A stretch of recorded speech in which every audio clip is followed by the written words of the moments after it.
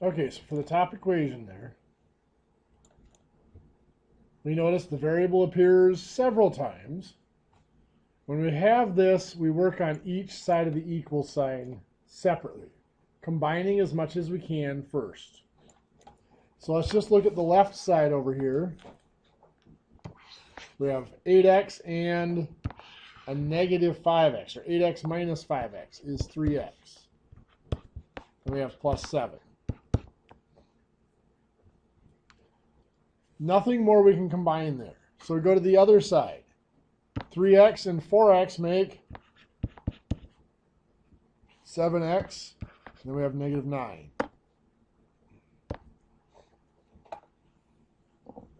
So now we've got an x on each side. I'm going to get rid of the smaller one. The 3x is gone. 7 equals, we subtract 3x from the other side. 7x minus 3x is 4x, and we still have the minus 9. Then what do? Add 9. So 7 and 9 make 16. Negative 9 is gone, so we just have 4x. And then divide by 4. So x equals 4. How many of you had x equals 4? Good deal. Moving down to the bottom one, I gave the formula in words.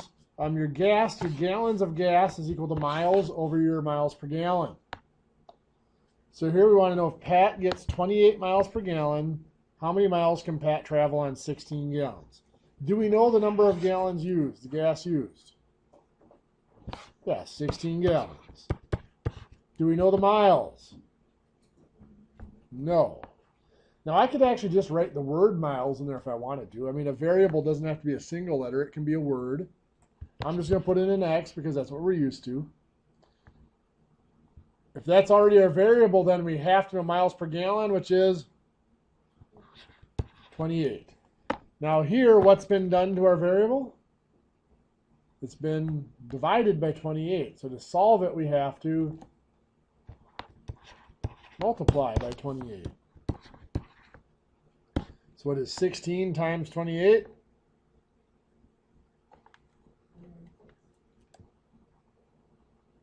Something's a little off there. I'm getting, what, 448, something like that? Yeah. So 448 equals x. Any questions? Okay, before I do any more, were there any questions from the homework? That's not what I want. From Tuesday.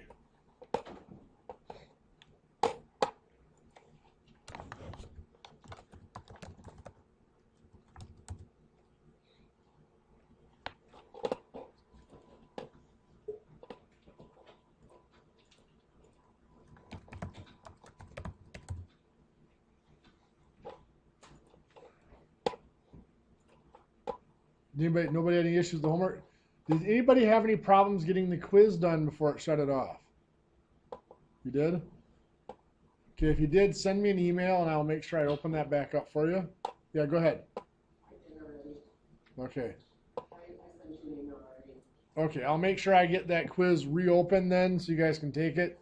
I'll probably open it up until tomorrow night at midnight. Now there will be another new quiz that starts, actually it started probably at 4 o'clock today. There'll be another 3 o'clock. There'll be another new quiz that'll be due by 11:59 p.m. tomorrow night as well. So if you missed that quiz, you have 2 quizzes to get done tomorrow. Does everybody have their textbook now and everybody's set and ready to go? Anybody that does not have their textbook? Okay, good. Okay, well, so far, let's go. Excuse me. Yeah. Speaking of textbooks, you actually noticed that we haven't used it. Are we actually going to use it at some point in the class? Well, the textbook is there for 2 reasons. One is the code for my math lab comes with it, and it's only like $30 more to have the textbook and my math lab together. We've chosen to buy the textbook for this class just because so many students prefer to have the textbook in front of them to see rather than trying to read stuff online. But as far as doing homework out of the textbook, we won't. But the one thing you can use the textbook for is when you're doing homework questions. Oops, I got to go to a different one here. If you're doing a homework question,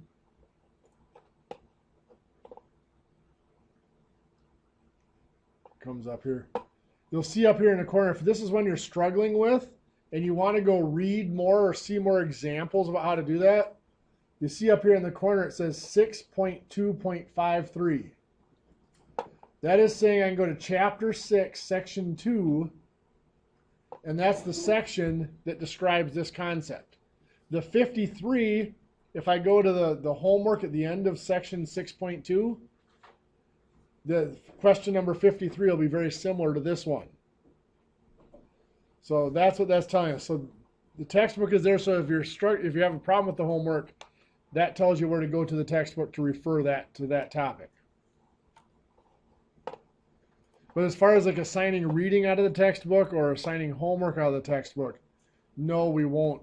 There won't be anything where you actually have to go to the textbook to do those problems.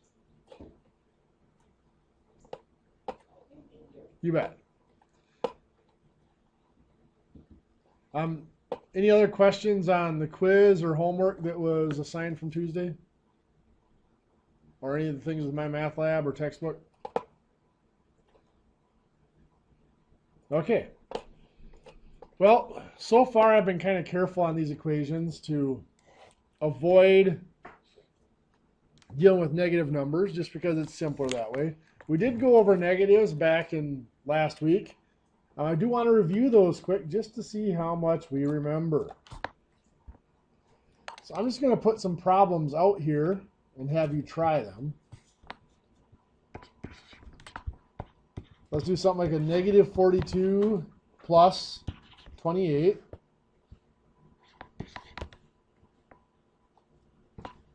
Negative 37 minus 16. 53 plus a negative 62.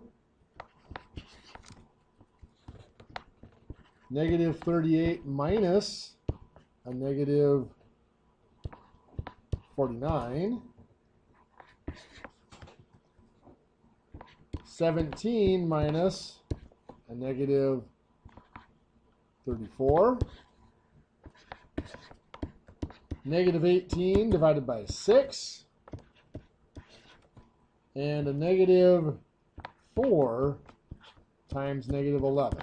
I want you to try those 7 problems in your note quick, just to see how well you remember those negatives. I like to drill these because the negatives are something that people struggle with throughout. Okay, if you don't have them all done, that's okay. Let's see what we got first. Negative 42 plus 28. That's addition, so we can just go ahead and draw our number line. Negative 42 goes that way. Positive 28 goes the opposite direction, and it's shorter. So we end up with negative 14. Perfect. Negative 37 minus 16 is subtraction, so we have to change that to addition. So that'll become negative 37 plus the opposite of 16, which is negative 16. So now that it's addition, we can draw our vectors. Negative 37, negative 16 go the same direction. The answer is negative, and it is negative 53. Good. 53 plus a negative 62. That's addition. So we have positive 53. Negative goes the other way, and 62 is longer. So we end up on the negative side. Negative 9. Perfect. The next one here is subtraction, so I have to change it to addition. So that's negative 38. It'll become plus. The opposite of negative 49 is a positive 49. So now we have from 0 negative 38. Positive is the opposite direction, and 49 is longer. So that is a positive 11. 17 minus a negative 34. Once again, subtractions, we're going to have to change it. Becomes 17, and then plus the opposite of negative 34 is a positive 34. That one we don't even need the vectors for. 17 plus 34 is 51. Anybody get all 5 of the first 5 right? 4? 4 of the first 5? That's not bad. The subtractions are the ones that got you, I'm guessing? Okay. Yeah. Always remember to change your subtraction to addition. Otherwise, it gets really confusing to subtract with the negatives. Honestly, number 3 was the one that I got wrong. 3? Oh, sure. You went positive 9 instead of negative 9? Yeah. So here, 18 divided, or negative 18 divided by 6. First of all, a negative divided by a positive is negative. 18 divided by 6 is 3. Negative 4 times negative 11. Well, negative times a negative is positive. 4 times 11, 44. So the answer is 44. Look familiar, hopefully? Okay, good. Well, the symbol I want to introduce tonight looks like this. That symbol, that 2 bars that go outside of a number, it's called absolute value.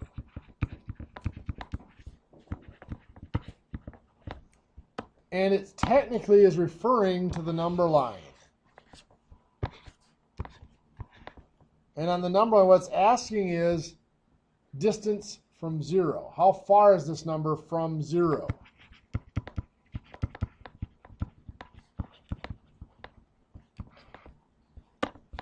So 9, positive 9 is right here. How far is that from 0? Well, that's 9 units. So the absolute value of 9 is 9.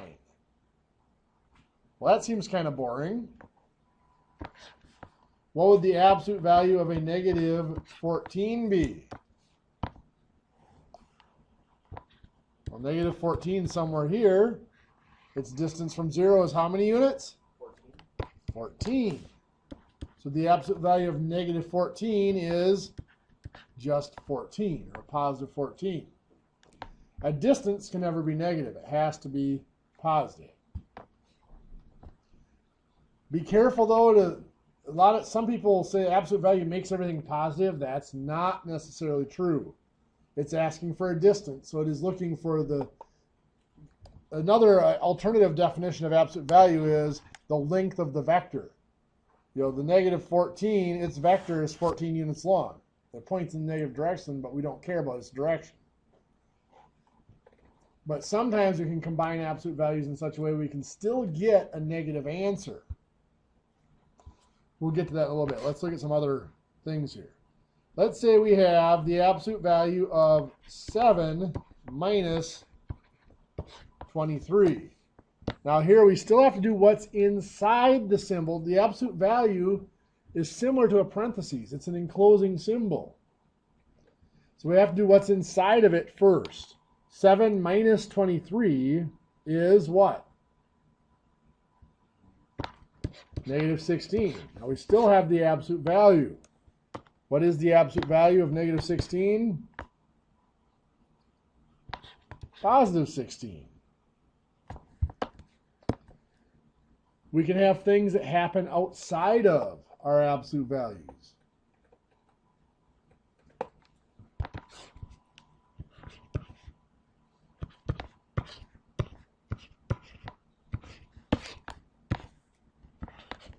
Like this. The absolute value, like we said, is just like a parentheses. It's an enclosing symbol. 7 plus negative 12 is negative 5. Just like the parentheses, once it's down to a single number, we can get rid of the enclosing symbol. The difference is the absolute value is telling us to do something when we get rid of it.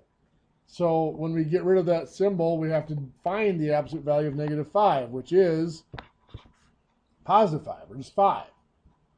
So now the absolute value is gone. We've used it up. But we still have the minus 9 here. So 5 minus 9 is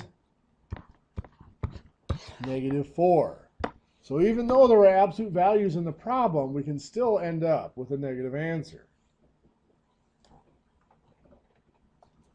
We might have absolute values inside of absolute values.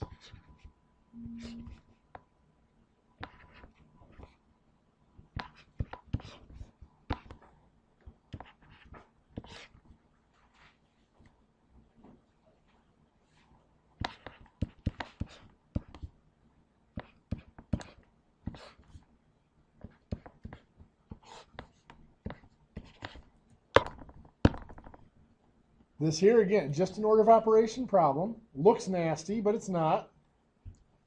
Order of operations have enclosing symbols. This one here, its other end is right there. Inside there, we're still looking for enclosing symbols. We have this absolute value. So we're going to start by working inside that. What is 3 minus 7? It's negative 4, right?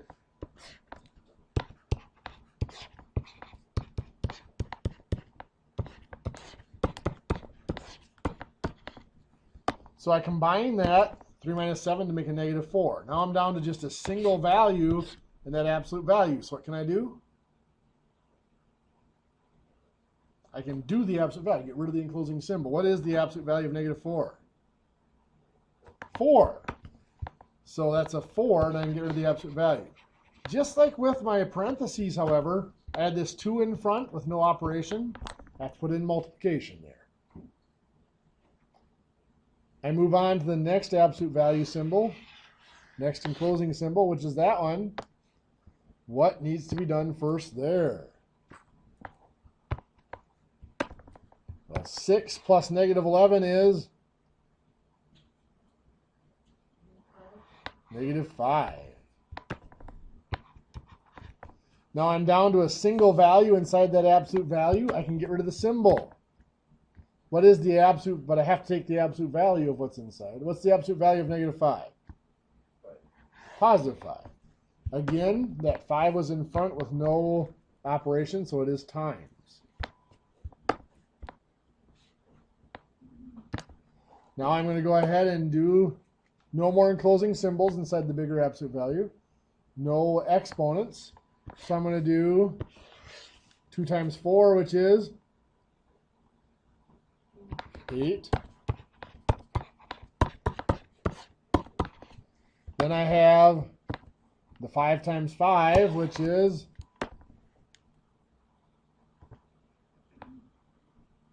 25. Now I am down to just addition and subtraction inside there. I do 8 minus 25 first, which is perfect, negative 17. Negative 17 plus 1. Negative 16. Now I've reduced what's in the absolute value to a single number, so I can take the absolute value and get rid of the symbol. Absolute value of negative 16 is just 16. Minus 3 is 13. Good. What do you think? Okay. Well, I'm thinking I probably hit you guys hard enough for the night. It's a little bit early yet, but I'm going to let you guys get started on the homework here in Rice Lake. The computer lab next door is open. The other locations, if you can get into the library or whatever to use computers, I will be here and on the network until 5:20 for you. So if you have any questions, come back in. I will go in and make sure I get that quiz extended out for those of you that need to do it. If you've already done it, can you still retake it then? Yes, I'll make sure if you've only used one of your attempts, I'll reset it for everybody so you can use your second attempt if you want to.